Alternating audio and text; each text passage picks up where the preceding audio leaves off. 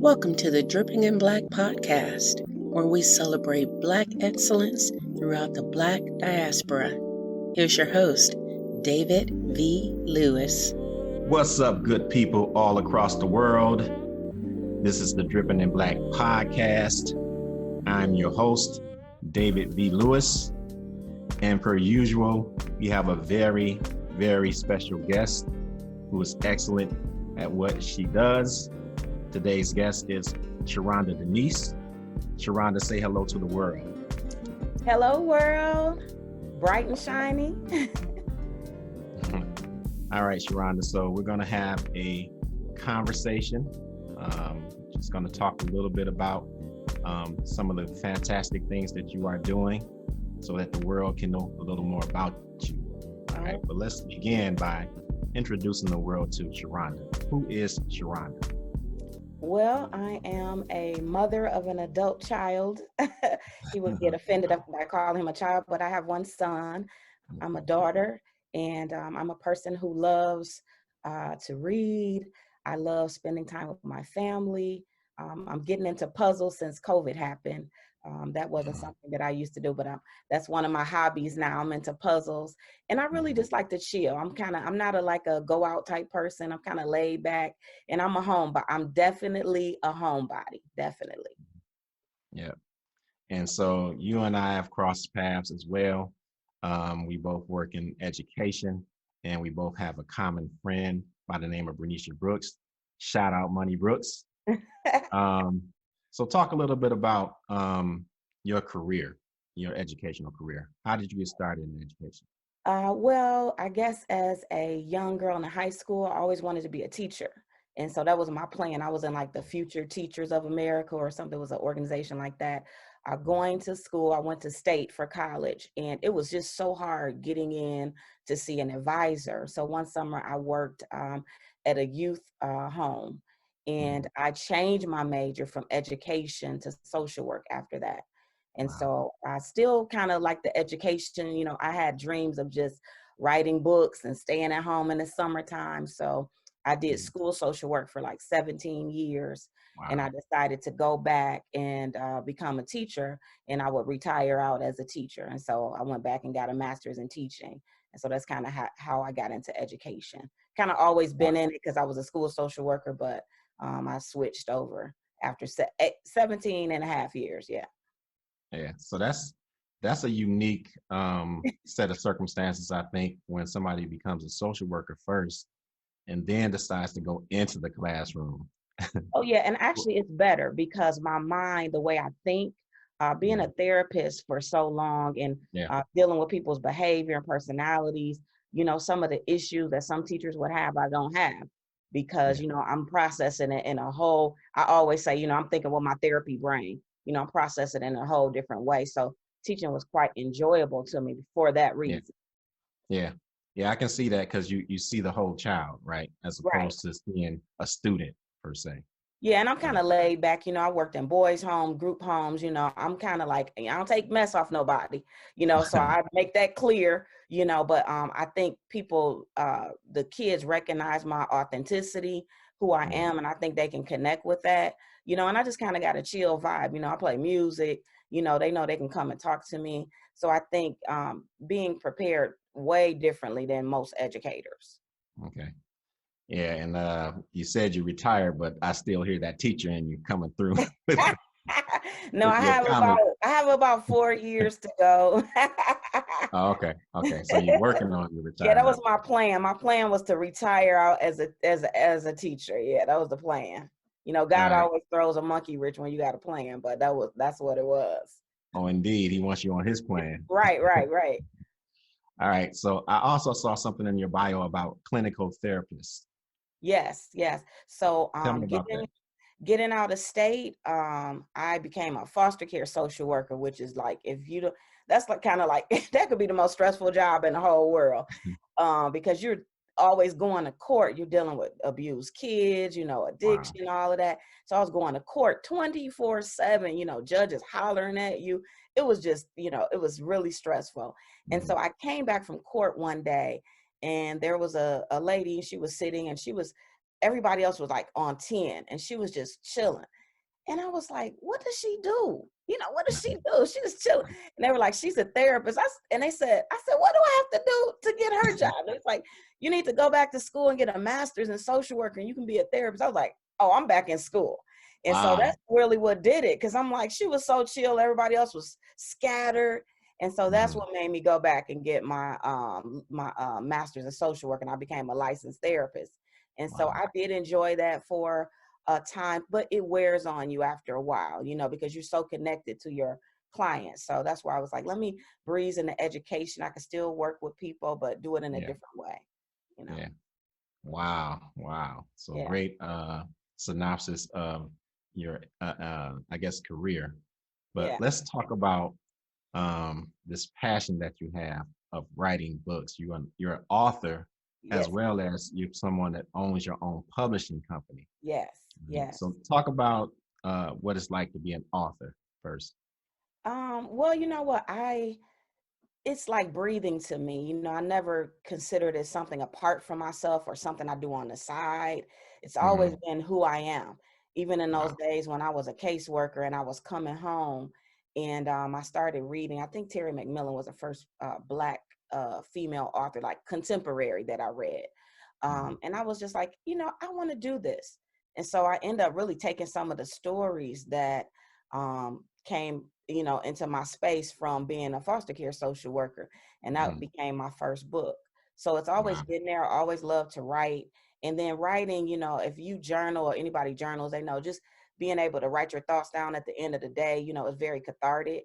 And so it's just, I've never thought of it as like a side thing. It's just who I am. Got it. All right. And so you also own your own publishing company. Yes. So talk a little bit about that.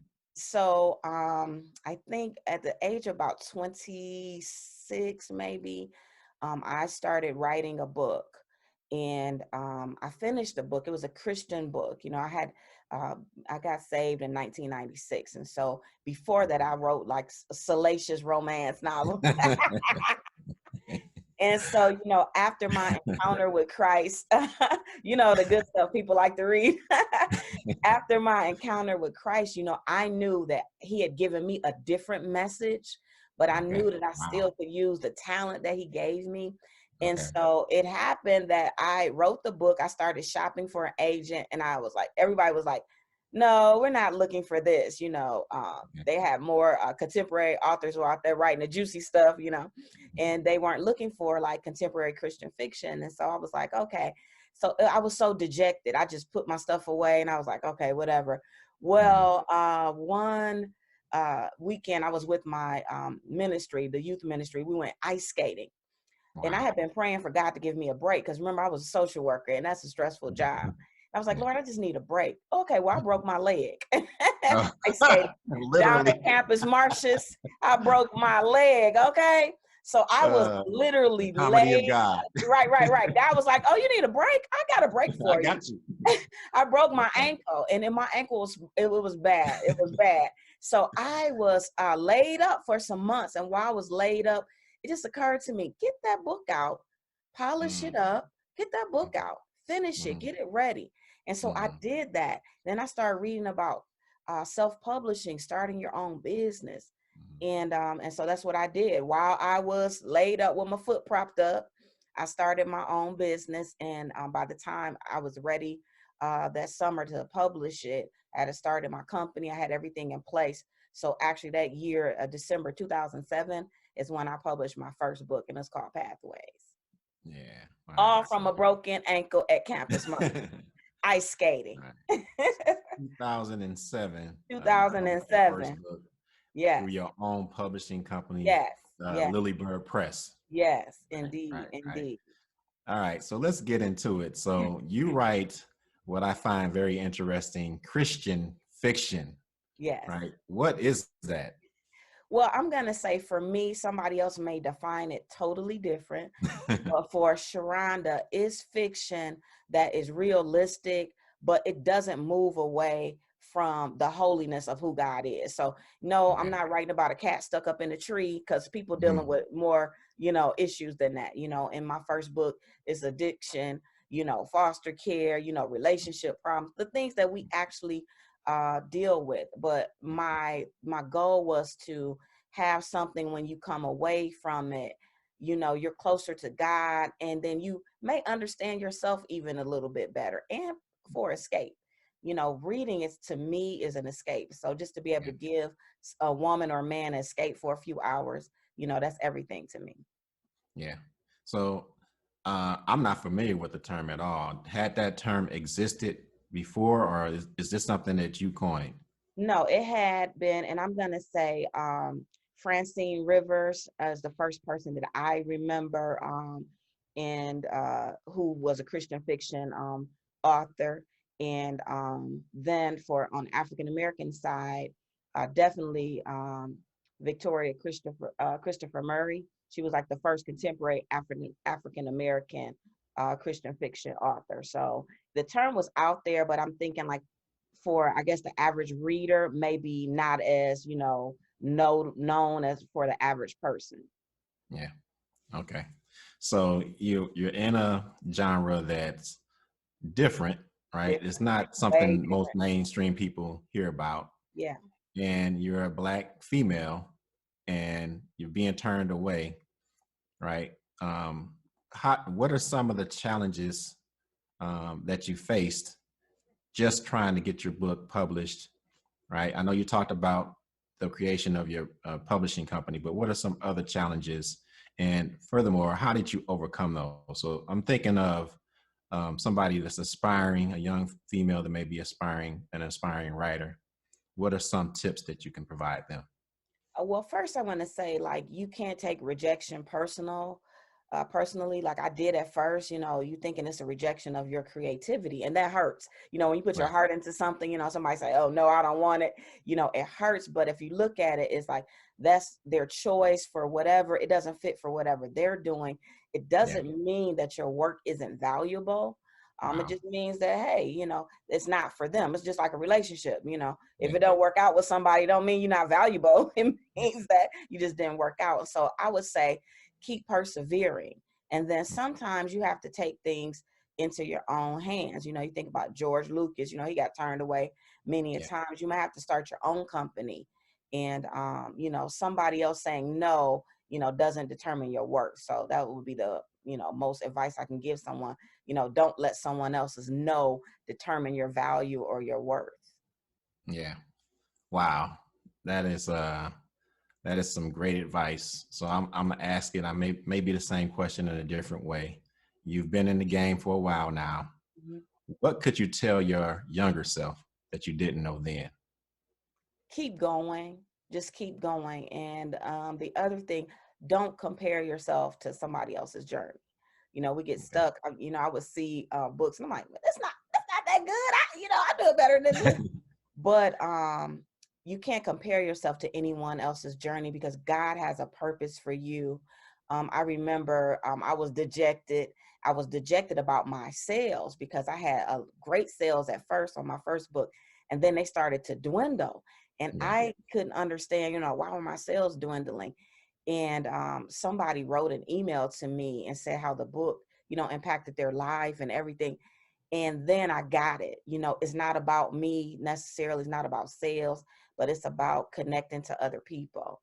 Yeah. So it's one of the things, if I had known, it would have saved me some crybaby days, the Yeah. Lord, what are you doing with my life? Crying Mhm. and feeling not worthy. So that would have saved me some trouble if I had just had that forethought back then. Yeah. Wow. Okay. That is great. So let's move on. Let's talk about what's next. What does the future hold for Sherrhonda Denice? Okay, so I've written 4 fiction novels, and I'm working on my first nonfiction novel. And Okay. it's Christ Center. For me, it's always me marrying my love of storytelling with the Word of God. So whatever I write, it's always a marriage of those two. And then because being a therapist, it's always going to be that, what do you walk away with? And Hmm. so that's what I'm working on, something, a devotional, and then another book for women. It's regarding, when you're hurt in love, how you move on. Okay. You hear a lot of women talking about, I can't move on. I'm stuck. So I think that's on the horizon for me, just getting into nonfiction, and just communicating the word of God in a different way. Everybody doesn't go to church. Everybody doesn't listen to church on the radio, but you can get God in almost everything if you open your mind to it. Yeah, no doubt. So if you had one wish to take all that you're doing to the next level, what would that wish be? Jeez, I don't know. One wish to take everything I'm doing to the next level. I think for myself, a goal, I'd like to just hit the New York Times bestsellers list Okay. and touch like 3 million people. I would like to just touch 3 million people, because I think that you multiply blessings. The more people you touch, you multiply blessings. I would like to do that. Okay. So New York Times bestsellers list, and Yeah. 3 million people is a specific number. Is there Yeah, I something know. behind that number? Yeah, one for the Father, one for the Son, one for the Holy Ghost. All right. I thought I saw that Trinity in there. Yes, 3 All million. right. So give us run down your books that you have published thus far. Okay, so let me, I'll put them on the side just so I can have them for you. Okay. So we got Pathways. That was my first baby. Okay. Then we have And Glue. give us a short synopsis of what Okay, so they were about. Pathways is basically about a woman who has an addiction, and she loses her kids, her daughters. Wow.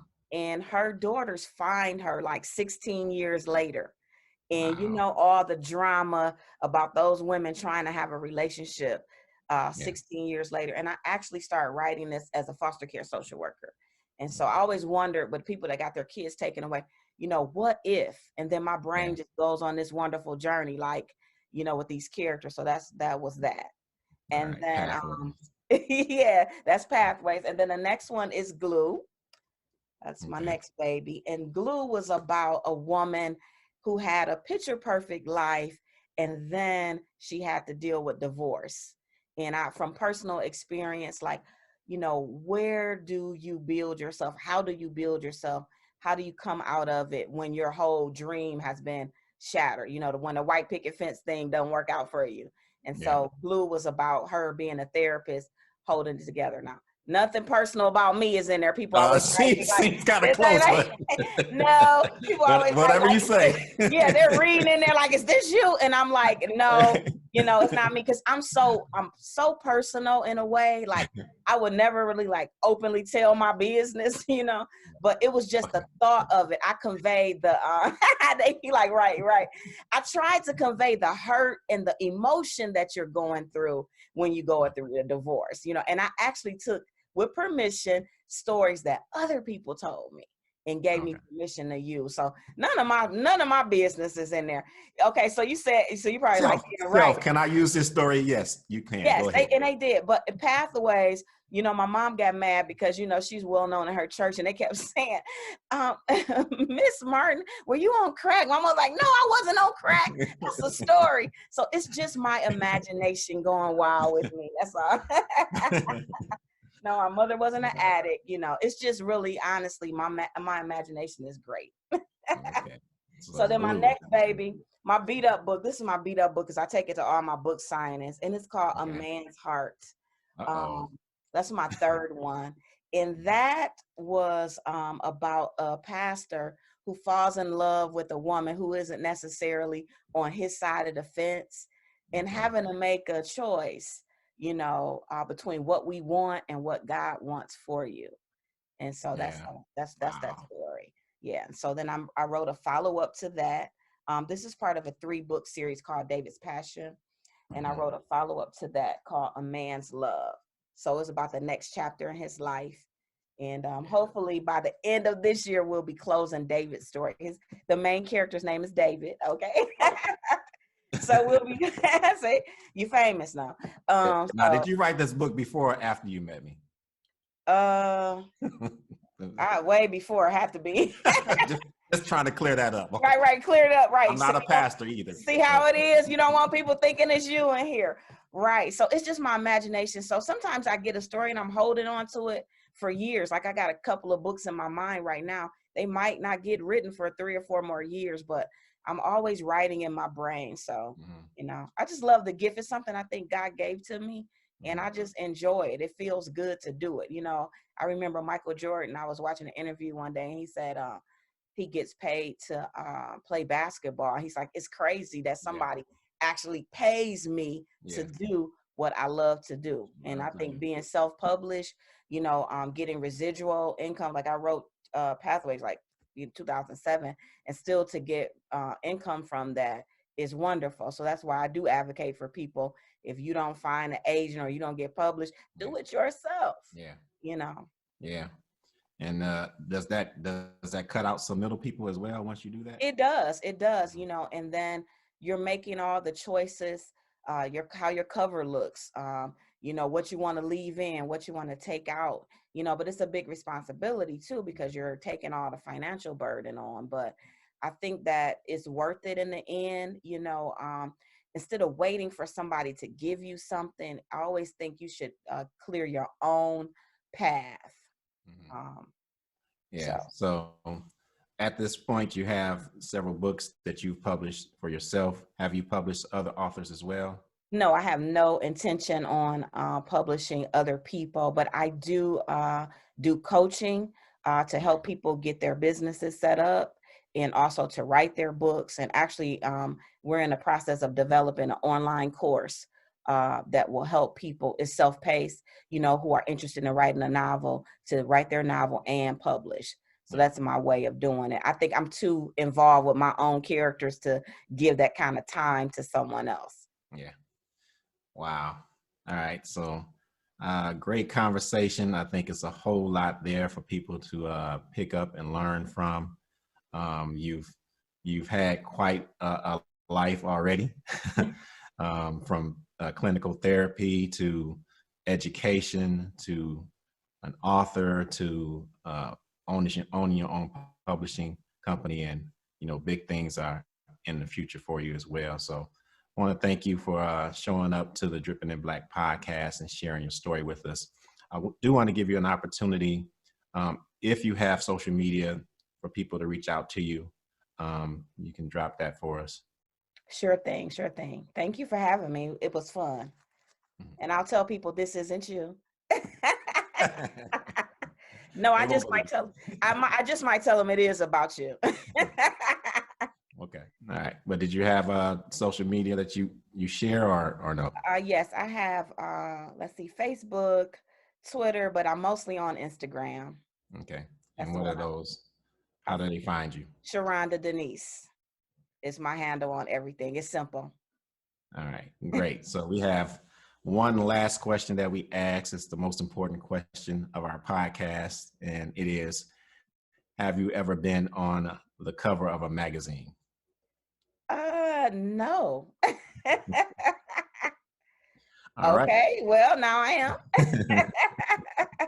So as a parting gift for all of our Dripping in Black guests, we placed them on the Dripping in Black magazine cover for the episode. All righty. There is yours, Miss Sherrhonda. Beautiful. Thank you. I love it. All right. And we will get that out to you in the mail at some later date. But again, we thank you for coming out and gracing us with your presence. Thank you so much. I enjoyed myself. Yeah. And we'll ask the audience to stay tuned for The Last Drip. Up next, The Last Drip.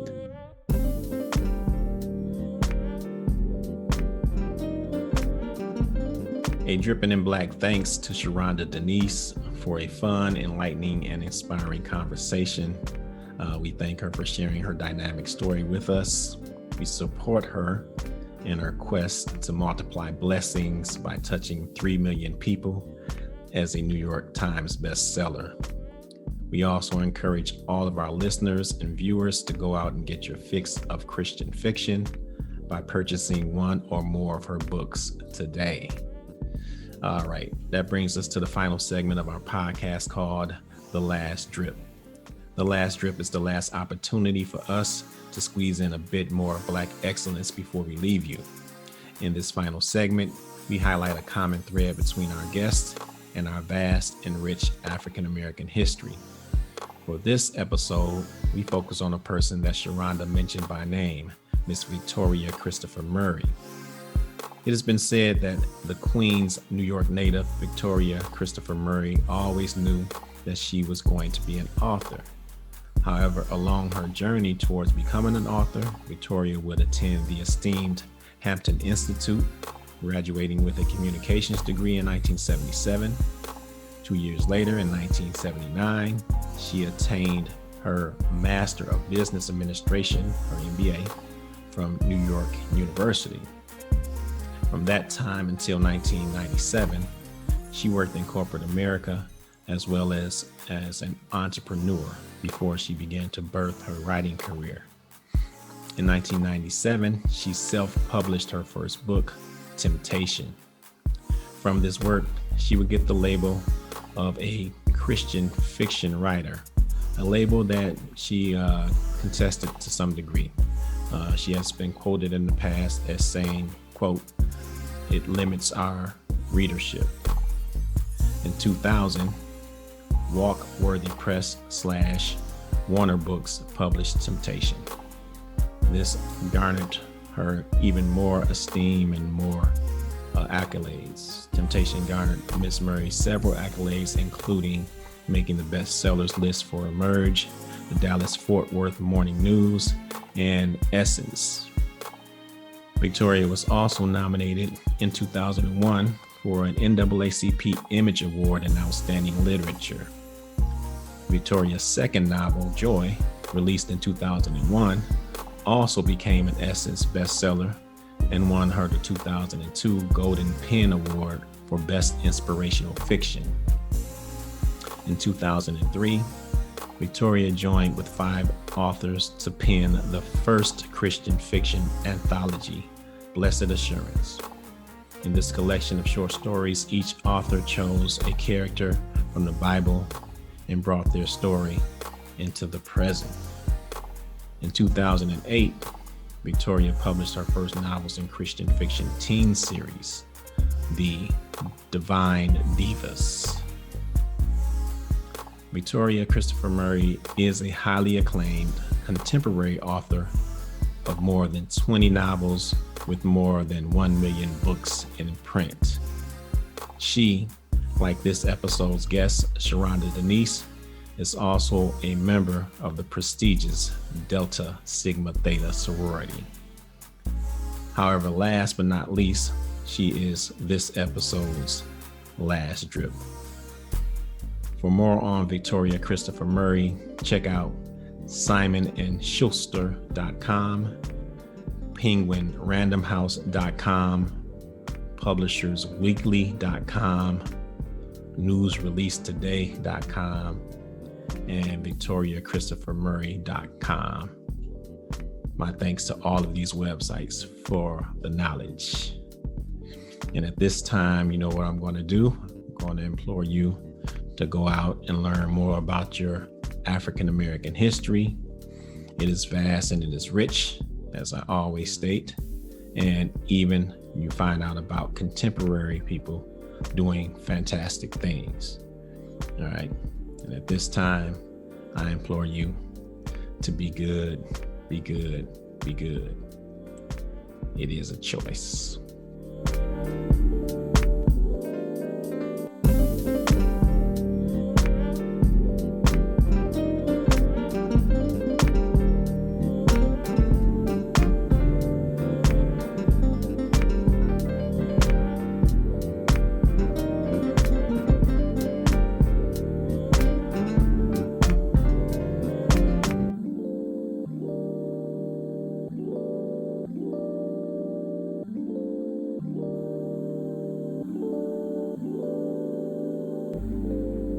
You have just experienced a Dripping in Black production.